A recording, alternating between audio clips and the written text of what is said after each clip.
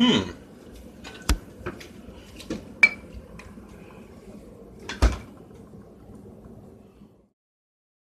Ah, the end of the year. Festivity, gifts, celebration, and yes, top 10 lists. A tad cliche, perhaps, but I enjoy doing it, and people enjoy watching them, I think. You never can tell with angry YouTube comments. But you know what? It's a nice way to give closure to the world of gaming. So grab some eggnog and sit down next to your red and green throw pillows because it's time for my top 10 games of 2014. Number 10. Fistful of Frags. Yeah, I know that this is technically a Half-Life 2 mod that came out back in 2007, but this is the first release on Steam, so I'm counting it here. In a year of super ambitious multiplayer shooters, this is the one that stood out to me the most. It's not the most aesthetically pleasing game, but it does have some of the most tense gunplay I've ever seen. It gives you plenty of inaccurate and old guns and demands total precision. There's a constant balance between taking time to aim and being fast on your feet, and it makes Fistful of Frags a highly satisfying game to play. It's totally free. There's no microtransactions or anything like that, so download it and give it a try. It takes a while to get used to, but once it clicks, it's incredibly enjoyable. Number 9. Titanfall. Okay, I lied. Titanfall was actually the multiplayer FPS that stood out to me the most this year. Now, it costs significantly more than Fistful of Frags, yes, but it's far more frantic and fast, and in my opinion, it has much smarter map design. While the whole multiplayer campaign thing didn't really work out all that well, I can appreciate the effort they put in, and it makes the world admittedly pretty cool and unique. The Titan versus pilot mechanic is really clever, and I love how it's implemented in the maps and the guns and just everything, really. When I first played it back in March, my biggest complaint was the game's price, but now that it's dropped to about $20, it's not that much of a hard sell anymore. I still hate that they're selling the maps instead of outright giving them to us, but when the game is this good, I guess I can't really complain. Number 8. Middle-earth, Shadow of Mordor. This one came right out of nowhere. It didn't look like anything all that special, but when I played it, it really gripped me and gripped me tight. The main story is pretty tired and cliched, but it's the tiny side stories that really stuck with me. Every defeated orc has a name, a story, a quest to become something greater. Every randomized enemy had their own little arc, and the mechanics allow me to become intimately involved with every single one of them. This is a game that you play for the little details. It borrows a lot from other games, but when the game has as many small touches as this one does, it's hard not to like it. Hell, it manages to be a better Assassin's Creed game than the Assassin's Creed series is, so there's that.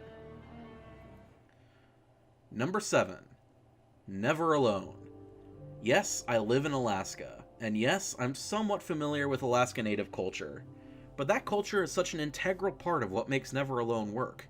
It's atmospheric, it tells a wonderful story, and it can look quite beautiful when it wants to. It excels at getting its culture through by using gameplay. It's an almost brothers a tale of two sons kind of experience, relying on two different characters with different abilities to make it through the puzzles, which are usually pretty creative and lend themselves nicely to the stories. Of course, it's not perfect, it's a little buggy, and the cultural insight videos were clunky in their implementation, but that shouldn't stop you from enjoying one of the most atmospheric and cultural titles of the last few years. Number 6. The Wolf Among Us. Telltale's had a bit of a big year, from The Walking Dead Season 2 to Tales of the Borderlands to Game of Thrones, but if I had to pick one title that they finished this year as my absolute favorite, it would have to be The Wolf Among Us. Now, I've never read any of the Fables comics, but coming from this makes me really want to check them out. Telltale did a fantastic job of bringing this incredibly interesting world to life. Personally, I think Telltale's storytelling mechanics lend themselves really nicely to a murder mystery, and it kept me glued to the end. And it's so moody, too. It nails that sort of mystery noir vibe combined with the colorful nature of its source material. It's an experience that is all its own, and I've got to give credit where credit is due. Telltale made a real winner with this one. Number 5. Wolfenstein The New Order. Holy crap, Wolfenstein The New Order. I was expecting absolutely nothing good to come from this game, but when I finally picked it up, I was instantly in love. It grabbed me with its fascinating Nazi-dominated alternate history, and it kept hold of me with its level design. It's a single-player shooter with maps. When was the last time you needed a map in a first-person shooter? It's design like that highlights just how linear and dumb other single-player shooters really are today. Also, it's got a surprisingly great narrative that makes me genuinely care about what happens to the characters, their struggles, their goals. It takes this concept that sounds really stupid on the surface, and it is pretty stupid on the surface, and it makes something surprisingly smart with it. It's a meaty package that's fun, engrossing, and it definitely belongs in my list. Number 4. Shovel Knight. Yep, a $15 platformer with 8-bit visuals makes my list. It doesn't reinvent the wheel or anything, but it does everything just about perfectly. It borrows from really old stuff like DuckTales, Zelda 2, and Mega Man, but it uses mechanics from those games to do some really creative things with level design and structure. Every level is a joy to play through, and it feels like there are new inventive ideas every time you start a new level up. The story is actually rock solid with some really heartwarming moments near the end, and the soundtrack? Well, just listen.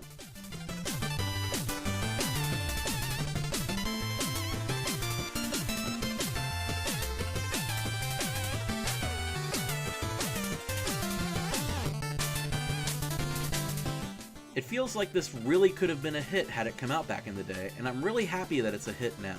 Steal thy shovels and rejoice, ladies and gentlemen. Number 3. Super Smash Bros. For Wii U. Yeah, call me biased. I've loved Smash Bros. Since I was 6. I'm a Nintendo fanboy. I like the GameCube controller. Blah, blah, blah, blah, blah. I love Super Smash Bros. For Wii U. It blends the fast gameplay that made Melee great with the sheer scope of content that made Brawl great, and it ends up being this huge Nintendo-gasm that's worth it even with the $100 special edition. The new characters are brilliantly designed, and the new modes are a joy to play. Online play doesn't suck this time around, the soundtrack is great, the visuals are great. I could go on and on about how much I love this game. It was one of the best values of the gaming industry this year, and whenever I whip it out at a party, people immediately flock to it. It's good old Smash Brothers, and it would be the best game on Wii U if not for... Number 2. Bayonetta 2. It takes a hell of a game to say that making a new Smash Brothers was the second best decision Nintendo made this year. But they chose to fund Bayonetta 2, a game that by all rights probably shouldn't have been funded in the first place, and it's one of my favorite games of the year. It's more of the same gameplay from the original Bayonetta, but really, is there anything wrong with that? Was there anything wrong with Super Mario Galaxy 2 borrowing gameplay from its predecessor? Of course not. It takes Bayonetta's strong gameplay and polishes it to a mirror sheen, and because of that, it's the best spectacle fighter of all time. It would have been the best spectacle fighter even without its hilarious story, its impeccable acting, its co-op modes, its art direction, its catchy and bouncy soundtrack. You done good, Platinum. You done real good. And a little bit of a recap before we get to number 1. Number 10, Fistful of Frags. Number 9, Titanfall. Number 8, Middleearth, Shadow of Mordor. Number 7, Never Alone. Number 6, The Wolf Among Us. Number 5, Wolfenstein The New Order. Number 4, Shovel Knight. Number 3, Super Smash Bros. For Wii U. And number 2, Bayonetta 2. And finally, number 1, Transistor. Of all the crazy, creative, content-packed games to come out in 2014, Transistor was the game that stood out to me the most. It's more gorgeous than Shadow of Mordor, more stylish than Bayonetta, more deep than Smash Bros., more audibly beautiful than Shovel Knight, and it tells a more interesting story than Wolf Among Us or Wolfenstein. It didn't last long, but it lasted just as long as it needed to. It's an RPG that offers a playstyle for literally anybody. It has lore that not only gives you an incentive to play, but is impossibly fascinating. It features beautiful worlds, interesting characters, a wonderful soundtrack, a story clouded in mystery. Transistor just has it all. For Supergiant to follow up on a masterpiece like Bastion with another masterpiece like this, it just astounds me.